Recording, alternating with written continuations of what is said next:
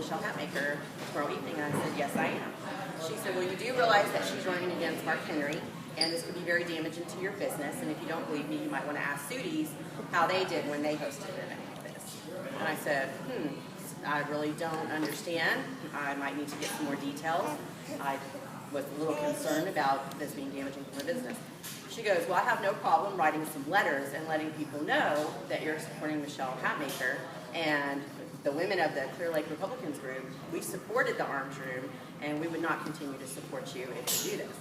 And I was like, well, let me get back to you because this is very concerning and I need to get more details. And she goes, well, I just want to let you know that if you continue to support her, then I'm going to write these letters. And I said, ma'am, I'm not endorsing Ms. Hatmaker. We're doing a meet and greet. That was all it was. It was not supposed to be a political agenda. I would be more than happy to do something for Mark Henry or whoever else, as long as they were pro-Second Amendment and they were, involved in small business and promoting small businesses. I would be glad to do it for any candidate. And so she goes, well, I would be glad to hear back from you. I'd like to see how you're going to handle this. Because again, I would have no problem writing letters. At that moment, my first reaction was, we're going to cancel this event because I really don't want this nightmare. And then she called me. And then I was like, well, wait a minute. I kind of got mad. I'm a business owner. I believe in the Second Amendment, and it protects our First Amendment. And I called Crystal and I was like, I'm really concerned. This really upset me. And she's like, it really upset her. And then she said, that's a problem. I have a very good relationship with Heidi T. She and I have a kinship. We both served in the military. She holds an FFL. I've got some of her beautiful firearms here on consignment. She has been a wealth of information. She educates me. I'm more or less apolitical. I don't really have one person, and I don't exploit my beliefs or I don't support just one candidate. I like to hear what everybody has to say, and I make my decision based on the candidate, not necessarily the party. So I'm very, I kind of step back. So I called Heidi because she's kind of she's got a platform and she's involved and she knows what's going on, and I felt like she would be a good resource. She's an activist. And I felt like I needed somebody, and I think my message to Heidi was, Heidi, I've got myself in a mess and I need to talk to somebody that's smarter than me because I'm politically ignorant at this point. And so I left her a message, and she immediately called me back, and she said, oh my goodness, this is horrible. She wanted to know who had called me. I said, I don't recall that she told me her name. She goes, you need to find that out. I said, okay.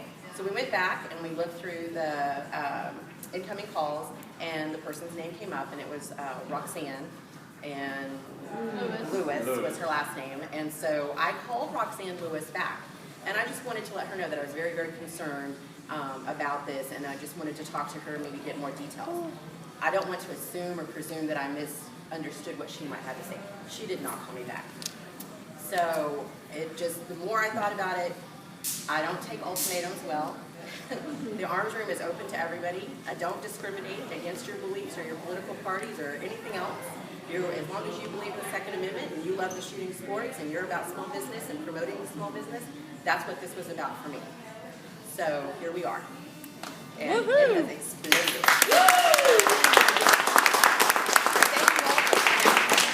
I met them a while back. I walked in and I said, I'm going to drop off my very, very conservative patriotic newspapers here. And then we hang out at really fun places like the NRA convention, all the gun shows. So that's how she and I know each other.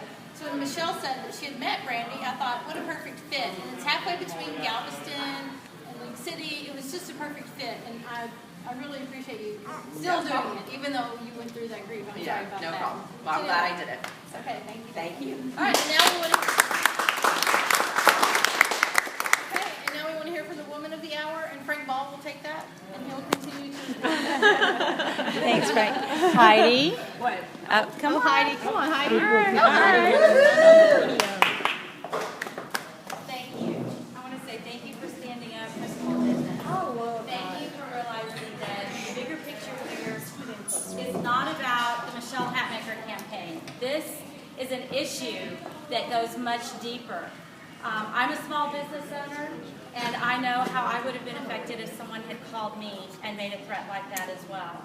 And I appreciate you for standing up for what you feel is right, and thank you for allowing us to be here today. I know that it started out as a really big risk, but I think you're making a statement for businesses across the state. And And as this message spreads, who knows how far it will go. But you jumped in, you took complete control, and you started making phone calls. And Heidi, I'll let you just tell everybody kind of what happened when you started getting involved. Okay. Well, first, before I get started, because everyone is here, Michelle has made this not about her anymore. She really wants to support this business. They've taken a big risk. This is at a point in time when you could have just as easily said, you know what, I don't need the headache, I don't need the hassle, and you guys, that has happened before. Other businesses have been threatened, and they have folded before, and we haven't heard about it, and even today we're still hearing of businesses that have been threatened. So they messed with the wrong girl. And I'm really grateful that you have stood up and that you're saying something about it, because it allows us then to really get to the root of what this corruption is. And guys, this is a culture of corruption. And as long as it is continuously swept under the rug, as long as they continue to allow it, by allowing it, they condone it. And by condoning it, they encourage it. And then at that point in time, they, meaning the county, are part of the problem. So in rooting this out, this is a culture. This starts at the top. Now, when I found out that Roxanne was the one who had called, she also, in her conversation with Brandy, said, if you don't believe me, check with Sudi's restaurant, because we did the same thing to them. When you mentioned that to me, I was like, I'll check with Sudi's myself. I called them up, and indeed, they had been threatened in the same exact manner and told that their business would be damaged and destroyed if they did not cave, if they did not kowtow. They seem to be doing fine, although the Republicans have moved their events elsewhere.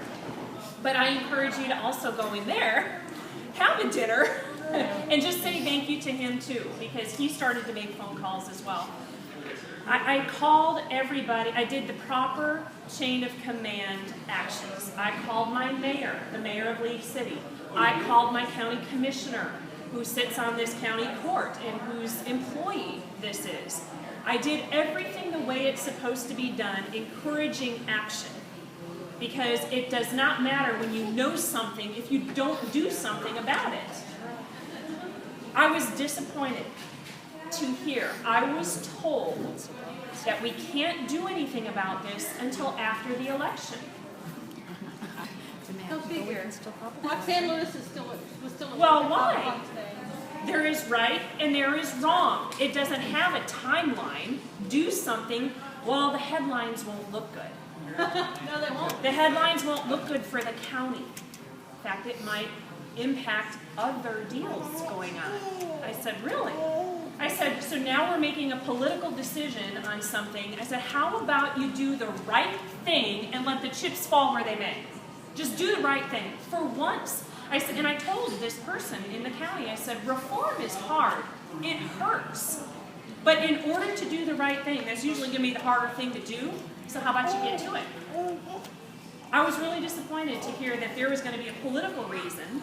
And they said, well, she's gone. What does that mean? She's gone. Does that mean Roxanne Lewis is on an extended vacation? Does it mean she's on temporary suspension? Does it mean she's going to move to a different department? Does it mean she's just going to stay out of sight until after the election? What does gone mean? I said, it's not good enough. It's not enough. The culture of corruption starts at the top. And it permeates down because one thing is crystal clear. She's done it before, and she felt completely comfortable calling a business owner on county time paid for by your tax dollars and threatening her business if she didn't cave to their demands. What empowers an employee to do that? What emboldens an employee to do that? Their boss. Protection. Protection. They know that they're protected. They know that it's condoned. They know that they'll be okay if they do the dirty work. So that is what I wanted to make sure that word got out. And frankly, Michelle, a lot of people are taking risks because now it's about the principle of the thing. And I appreciate that she came on my radio show today, as did Crystal, and we went through the whole story, and people all over Texas are like, what the? What? Are you serious? This really happened? This really happens. This is what I call Republican on Republican crime. Great show. And in addition, we have a county judge that says he's pro-business and has taken great pleasure in announcing his economic development plans. So it's very hypocritical in that respect as well. When you have someone threatening a small business, it's not just Brandy, it's not just her headache, and it's not just her risk. It's that of all of her employees. She's got to make payroll. She's struggling to make ends meet. And to that end, I'm going to ask you all to do something. Because you're here anyway. And you're here to support a small business that took a risk in continuing with a function that she was threatened about. And if all of you, every individual in this place bought one thing to show your support to the arms room. You can never have too much ammo, darlings. You can never have too many guns. You might need a holster. You might need something pretty. You might want to take part in their painting and customization. I'm just saying, do something tangible. Don't just say you support a small business. Do something to support it and spend a little cash. Because you need it anyways. Well, it's not gonna, I mean, what, you have one more box of 9mm on your shelf? You know, a few more boxes of shelves? That's what I'm asking you to do. I'm asking every person here to not leave before you buy at least one thing from the Arms Room, a Second Amendment, veteran-founded, veteran-owned small business in League City. All right? Promise?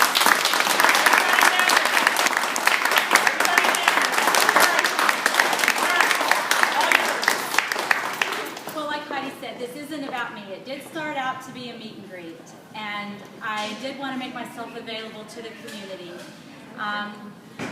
But it's grown into something so much more important than that, and I appreciate everybody being here. I think we've made a statement today.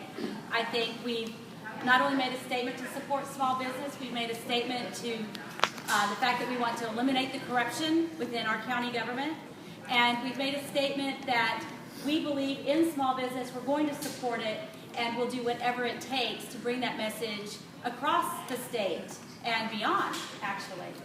So thank you so much for being here, and like I said, it's not about me. We want to thank Brandy, and I want to thank Heidi. We so appreciate you doing this, but I've got to tell y'all, this culture of corruption is going to continue if the current county judge stays in office.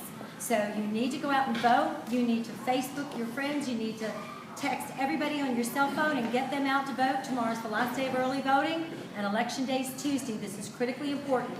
This race will be won or lost Tuesday.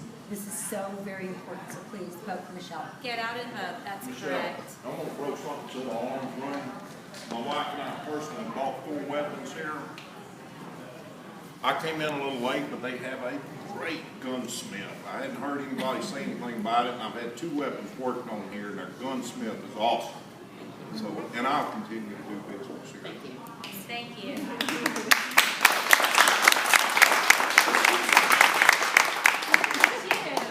Well, thank you again all for being here. I do thank you for your support. I know many of you have already told me you've gone and voted, and that means the world to me. I do appreciate your support. If you haven't, like Charles said, please go vote. Tell your friends, get it out on Facebook, any way you can. So thank you again. Thank you so much.